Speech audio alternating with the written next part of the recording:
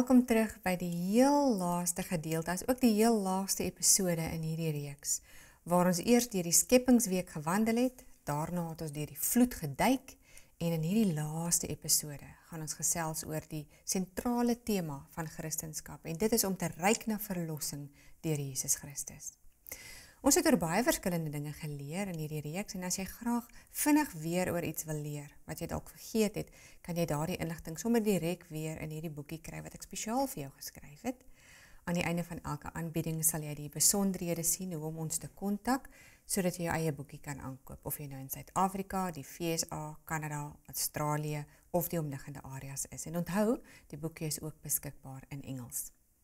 Kom ons kyk net kortliks terug na ons opwindende reis. Terwyl ons deur die skepingsweek gewandel het, het jy dalk 'n paar dingetjies opgemerk. God het 6 keer verklaar dat alles wat hy geskape het, goed was. Aan die einde van die 6de dag, die dag toe hy die mensdom geskaap het, het hy egter verklaar dat dit baie goed was. Met ander woorde, God het alles perfek, volmaak en pragtig geskape. Ons het ook geleer hoe God die mensdom met die vermoë geskape het om self te kan kies, want soos ek al 'n paar keer vir jou genoem het, ware liefde moet altyd vir jou die vryheid gee om self te kan kies. Jy kan dus self kies of jy God wil lief hê, dien en gehoorsaam. Maar tesame met hierdie vermoë om self te kan kies, kom daar egter 'n baie groot verantwoordelikheid, want keuses het altyd gevolge. Vanuit hierdie perfekte stand van sake, het ons die tweede gedeelte ingewandel, waar ons oor die rampspoedige sondeval van die mensdom geleer het. God wou vir Adam en Eva teen boosheid beskerm, deur hulle te leer om aan hom gehoorsaam te wees. Hy wou nie hê dat hulle van hartseer en boosheid moes leer nie, maar die besluit was in hulle hande. Toe Adam en Eva gekies het om aan God ongehoorsaam te wees, het hulle ook die tragiese nagevolge gekies, wat hulle, as ook al hulle nakomelinge, insluitend ek en jy, sou affekteer. Daardie nagevolge sluit byvoorbeeld in pla en siektes, hongersnood, oorlog, haat, lyding, pyn, hartseer, boosheid en uiteindelik die dood. Kyk wat sê die eerste gedeelte van Romeine 6 vers 23. Want die loon van die sonde is die dood. En tog, Adam en Eva was nooit veronderstel om dood te gaan nie. Ons was nooit veronderstel om dood te gaan nie. Niks was veronderstel om dood te gaan nie. Maar as gevolg van sonde het dood in die wêreld ingekom. En soos 'n kanker na die hele mensdom, al die diere as ook al die plante versprei. Die hele skepping is in wanorde gegooi, omdat die gevolge van sonde tot vandag toe steeds die hele skepping negatief affekteer. Ons het verder geleer hoe die mense in die tyd van Noag hulle glad nie aan die 120 jaar lange waarskuwing gesteer het, dat God op die punt was om 'n groot vernietiging op die aarde te bring, wat elke mens, landdier en vleiende dier sou uitwis. Daardie tydperk was eintlik 'n tydperk van genade, omdat mense 120 jaar lank gegun is om hulle te bekeer tot God en op hom te vertrou. Ten spyte van al die verskriklike sondes wat op daardie stadium deur mense gepleeg is, wou God steeds vir elke mens op aarde 'n kans gee om die regte keuse te maak. Maar ten spyte van Noag se aanhoudende waarskuwings, terwyl hy die ark gebou het, het hulle die waarskuwings geïgnoreer en hom gespot en uitgelag. En weet jy wat? Vandag is dit nog presies dieselfde. In hierdie laaste genade tydperk van die aardse geskiedenis is daar weer eens 'n baie ernstige waarskuwing aan die ganse mensdom. En dit is dat Jesus binnekort weer na die aarde gaan terugkom. En hierdie keer kom hy nie net as die verlosser van sy koningskinders nie, maar hy kom ook as die regter van die heelal, om al die ongelowiges en vals Christene te oordeel. En wanneer hy uiteindelik daardie oordeel gaan uitspreek, gaan die aarde nie deur 'n vloed nie, maar wel deur vuur verdelg word. Maar die dag van die Here sal kom soos 'n dief in die nag, waarin die hemele met gedruis sal verbygaan, en die elemente sal brand en vergaan, en die aarde en die werke wat daarop is, sal verbrand. Hoedanig moet julle nie wees in heilige wandel en godsvrug nie. Julle wat die koms van die dag van God verwag en verhaas, waardeur die hemele deur vuur sal vergaan en die elemente sal brand en versmelt. Net soos in die dae van Noag, is daar vandag mense wat dit glad nie glo nie. Dit gaan egter nie die feit dat dit wel gaan gebeur verander nie. Wie sal ons red? Net soos wat die ark gereed gestaan het om baie meer as net 8 mense te kon red, net so is dan Jesus gereed en gewillig om ons sonde te vergewe en ons te red van die ewige dood. Onthou, God het die reg om die reëls te maak, want hy is ons skepper en hy besit alles wat bestaan. Hy besluit wat reg en wat verkeerd is, en wanneer ons iets teen God se wil doen, dan is dit sonde. Sonde is enigiets wat ons dink of doen of sê waar ons ongehoorsaam aan God se opdragte is, en daardie opdragte is baie mooi uiteengesit in Eksodus 20. God het daardie opdragte met sy eie vinger geskryf in klip, en as iets in klip geskryf is, dan beteken dit, dis vir ewig. God het nie vir ons die 10 gebooie gegee om ons pret te bederf of om die lewe vir ons moeilik te maak nie. Hy het dit vir ons gegee omdat, net soos met Adam en Eva, hy baie lief vir ons is, en omdat hy ons teen die negatiewe en skadelike nagevolge van ongehoorsaamheid wil beskerm. Die 10 gebooie is soos 'n spieël, waarin ons kan sien waar ons vuil geword het van ons sonde. Water, soos julle reeds weet, kan nie daardie vlekke wat sonde op ons karakter gemaak het, afwas nie. Dit kan ook nie gebeur deur net in die spieël in te staar nie. Slegs die bloed van Jesus Christus, ons verlosser, kan ons reinig van ons sonde. Diep binne in ons harte en ons gedagtes weet ons almal mos nou eintlik baie goed wat reg en wat verkeerd is, omdat ons na die beeld van God geskaap is en omdat die Heilige Gees ons voortdurend daaraan herinner. Adam en Eva was bitterlik spyt oor dit wat hulle gedoen het. Hulle het skuldig gevoel en skaam gekry oor hulle ongehoorsaamheid, en daarom het hulle probeer om God te vermy, en hulle het selfs probeer om hom vir hom weg te kruip. Wanneer ons iets verkeerds doen, dan laat dit ons ook met gevoelens van spyt, hartseer en verleentheid, al probeer ons hoe hard om dit weg te steek. Ons probeer ook om die mense vir wie ons seer gemaak het, te vermy. Hoe langer ons egter daardie mense vermy, hoe verder dryf ons uit mekaar. En op dieselfde manier probeer ons om God te vermy, wanneer ons teen hom gesondig het. En indien ons hardkoppig hiermee gaan aanhou, gaan ons toelaat dat ons sonde 'n reuse kloof tussen ons en God vorm. Sonde beskadig dus altyd ons verhouding met God en met ons medemens. Om ons sonde te probeer wegsteek sal eenvoudig ook nooit werk nie. Net soos Adam en Eva, probeer ons ook om agter vye blare weg te kruip. Ons doen dit deur of daaroor te jok, of deur dit te probeer regverdig, of deur te sê, ag, wat is nie so erg nie, almal doen dit. Maar sonde is sonde. En in God se oë is alle sonde ewe ernstig, omdat alle sonde uiteindelik na die ewige dood lei. En God wil vir ons die ewige lewe gee, nie die ewige dood nie. Om iemand anders te probeer blameer vir ons sonde sal ook nooit werk nie. Onthou jy nog hoe Adam eers vir God en toe vir Eva, en Eva weer die slang blameer het vir hulle sondes. Nie een van hulle het op daardie stadium hulle sonde bely en God om vergifnis gevra nie. God kan ons nie vergewe as ons nie self erken en bely dat ons gesondig het en hom self vra om ons te vergewe nie. Niemand kan dit namens ons doen nie, nie ons ouers, 'n priester of 'n leraar of 'n dominee nie. Aangesien God 100% liefde, maar ook 100% regverdig en heilig is, moet hy die sonde straf, omdat hy nie anders kan as om 'n regverdige, heilige God te wees nie. Toe Adam en Eva voor versoeking gesoog het, het hulle teen God gesondig. Die Bybel leer vir ons dat die straf vir sonde die dood is. Die dag toe Adam en Eva gekies het om aan God ongehoorsaam te wees, het hulle gelukkige, sorgvrye en onskuldige bestaan onmiddellik verander. Dit het verval in hartseer en kommer en ongelukkigheid, want nou was hulle glad nie meer onskuldig nie. Hulle was sondaars, wat die ernstige nagevolge van sonde moes ervaar. God het hulle baie jammer gekry, en alhoewel hy diep teleurgesteld was en hartseer oor hulle ongehoorsaamheid, het hy hulle nog net so lief gehad soos van tevore. Dit was asof daar 'n diep, donker hartseer oor die pragtige tuin van Eden neergedaal het, sonder 'n ligstraaltjie van hoop vir die toekoms van die gevalle mensdom. Maar daar was tog 'n ligstraal van hoop, omdat die hemelse familie, die goddelike drie-eenheid, reeds voor die skepping 'n oplossing vir hierdie hartseer probleem gehad het. Aangesien God alwetend is en hy die mens met vrye wil geskaap het, het hy ook geweet dat hulle kan kies om aan hom ongehoorsaam te wees. Hy het verder geweet dat indien dit sou gebeur, daar 'n plan moes wees om die mensdom uit sonde en die dodelike nagevolge daarvan te red. Die plan was dat een van die persone in die drie-eenheid die prys vir ons sonde sou betaal. Jesus, die Seun, het self en vrywilliglik sy lewe afgelê, omdat hy die Vader en vir ons so oneindig liefhet.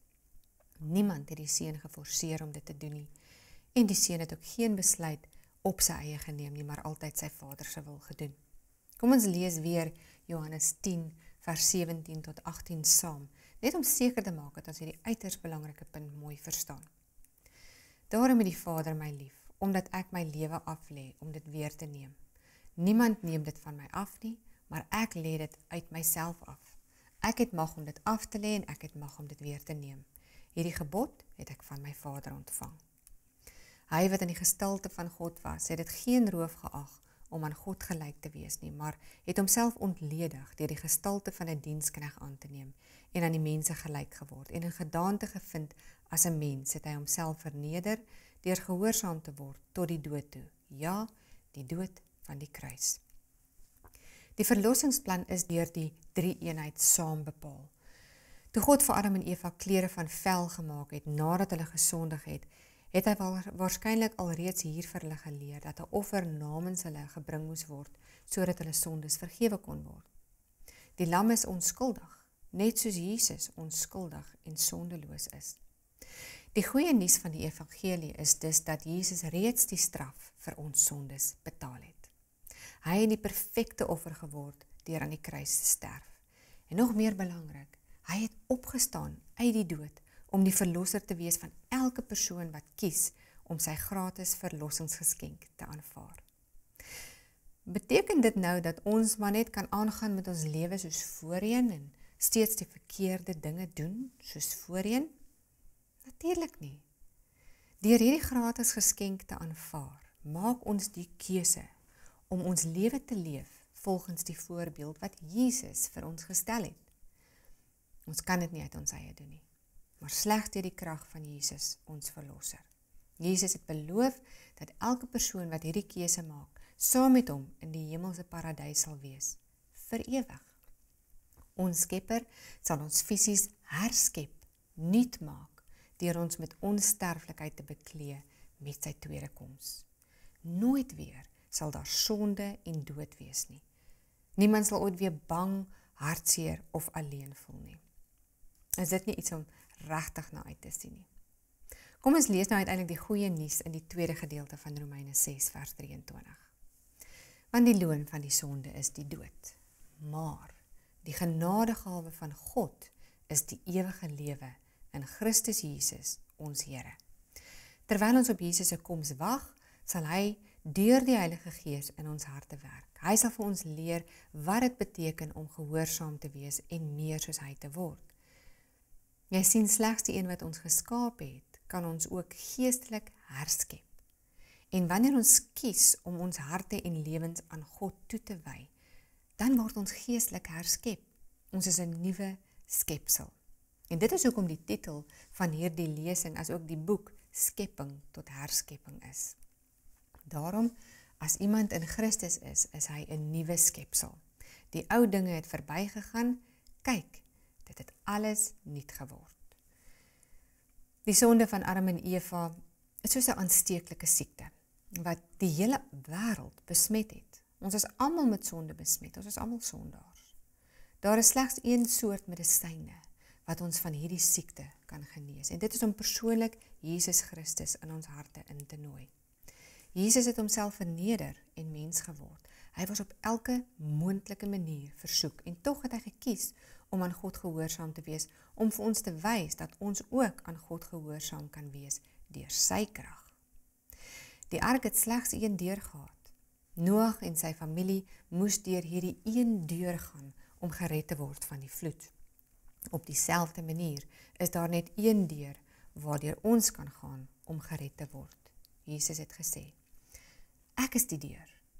As iemand deur my ingaan, sal hy gered word en hy sal ingaan en uitgaan en wyding vind. Jesus antwoord hom, ek is die weg en die waarheid en die lewe. Niemand kom na die Vader behalwe deur my nie. Nou wat kan ons doen om gered te word? Eerstens, ons moet ons sondes bely. Dit beteken dat ons self aan God moet erken dat ons gesondig het. Ons moet berou hê en dus bekeer. Bekeer beteken om weg te draai van sonde af. Draai na God toe. Ons moet opreg spyt of berou uitspreek oor ons sonde. Vertel vir God in jou eie woorde hoe jammer jy daaroor is en hou op daarmee. Ons moet vir Jesus vra om ons te reinig en skoon te was van ons sonde en om ons persoonlike verlosser te wees. En ons moet opreg probeer om nie weer te sondig nie. Indien ons sou jammer sê terwyl ons al reeds in ons harte beplan om weer te sondig, dan is ons nie opreg jammer nie en God kan ons nie vergewe nie. En nooit vergeet nie, God kyk altyd heel eerste na dit wat in ons harte, in ons gedagtes is. Ons kan absoluut niks vir hom wegsteek nie. Nie eens ons gedagtes nie. Daarom, wanneer ons sondes bely en ons berou uitspreek, dan moet ons dit opreg bedoel. So hard as wat ons almal probeer, struikel en sondig ons steeds elke nou en dan. Wanneer dit gebeur, moenie dat 'n sekonde verbygaan voordat jy aan God bely en vra vir sy vergifnis nie. Moenie tot vanaand wag voordat jy gaan slaap nie. Bely jou sondes onmiddellik en vra vir God vir sy vergifnis. En moenie moedeloos word nie. Ons kan nie die sonde in ons eie krag oorwin nie. Ons het Jesus daagliks, uurliks, elke sekonde nodig, sodat ons deur sy krag die regte besluite kan maak. Leer God ken. Hoe doen ons dit? Deur God se woord, die Bybel, te bestudeer. Ons moet so dikwels as moontlik bid en met hom praat. Ons kan dit hardop of sommer net in ons gedagtes ook doen. Praat met hom oor alles in jou lewe. Hy stel belang in elke klein detail van ons lewens en wil graag hê dat ons gedagtes, kommer, hoop en drome met hom sal deel. Jy kan selfs vir Jesus briefies skryf of 'n joernaal as jy wil. Dit is iets waarvan ek nou nogal hou. Ons moet God se instruksies volg wat hy vir ons in sy woord, die Bybel, gegee het, sodat hy ons kan beskerm teen die vyand van die mensdom, Satan. Hy kan dit nie doen as ons kies om onsself onder sy beskermende sambreel uit te verwyder nie. En onthou, deur aan ons sonde vas te klou, is soos om 'n reuse kloof tussen ons en God te laat ontstaan. God se woord sê dat daar geen sonde so groot is wat hy onwillig sou wees om te vergewe nie. Ons kan nie onsself red nie. En indien ons sou voortstap op hierdie pad van sonde, sal ons uiteindelik oor daardie kloof se rand val. Deur die straf vir ons sonde by die kruis te betaal, het Jesus vir ons 'n pad van verlossing oor hierdie kloof gebou, sodat ons met hom kan verenig. En Jesus gaan nie die deur na jou hart afbreek nie. Hy staan geduldig by daardie deur van jou hart en hy klop. Maar net jy alleen kan daardie deur oopmaak. Hy sal jou nooit forceer om dit te doen nie. Ek bid dat jy die regte keuse sal maak en nie een oomblik langer sal uitstel om Jesus Christus as jou persoonlike verlosser aan te neem nie. Jy sal nooit spyt wees nie. Kyk, ek staan by die deur en ek klop. As iemand my stem hoor en die deur oopmaak, sal ek ingaan na hom toe en saam met hom maaltyd hou en hy met my. Aan hom wat oorwin, sal ek gee om saam met my te sit op my troon, soos ek ook oorwin het en saam met my Vader op sy troon gaan sit het. Liewe koningskind, baie dankie dat jy saam met my deur die skepingsweek kom wandel het, dat jy saam met my deur die vloed geduik het, maar bovenal dat jy gegryp het na verlossing. Ek bid dat jy elke dag nog liewer vir Jesus sal word en dat daardie liefde so warm in jou hartjie sal klop dat jy nie sal kan help om dit met ander mense te deel nie. Daar is so baie uitdagings in vandag se lewe en daar's ongelukkig ook baie halwe waarhede, leuns en misleiding. Mens weet nie meer altyd wat en wie jy kan glo nie. Maar dit moet jy altyd weet. God is waarheid en sy heilige woord is die enigste 100% betroubare bron van alle waarheid. Dit maak nie saak hoe besig jou dag is nie. Maak elke dag tyd om die Bybel bidtend te lees. Dit is beslis nie altyd maklik om die regte voorbeeld te stel vir ander mense nie, maar jy hoef dit nooit in jou eie krag te probeer doen nie. Elke dag, voordat jy die dag tegemoet storm, stop net vir 1 oomblik. Maak jou oogies toe en vra vir Jesus om elke oomblik by jou te wees. In die kar, in die klas, saam met jou maats, terwyl jy eksamen skryf. Hy stel belang in alles wat jy doen en kyk met groot belangstelling hoe jy skryf en teken en speel.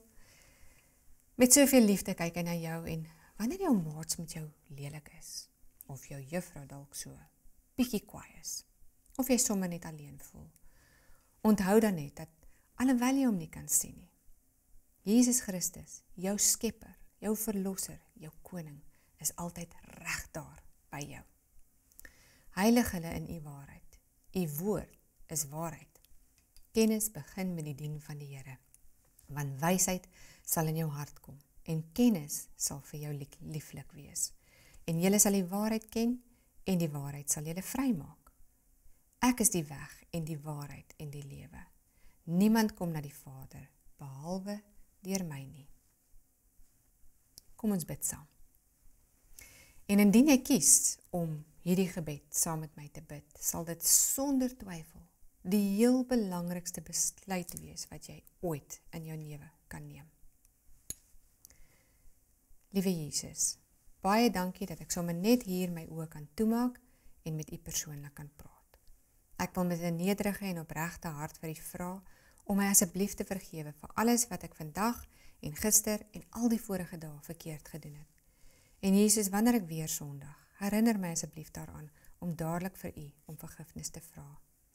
Dankie dat u die prys vir my sonde aan die kruis betaal het. Wees asseblief ook my persoonlike verlosser en redder. Help my en leer my elke dag deur u Heilige Gees hoe om aan u gehoorsaam te wees en my lewe te leef volgens die voorbeeld wat u vir ons gestel het. Dankie dat ek nou kan weet dat ek die ewige lewe deur u beerwe het en niemand my ooit uit u liefdevolle hande kan ruk nie. Dit is my gebed in Jesus se naam. Amen.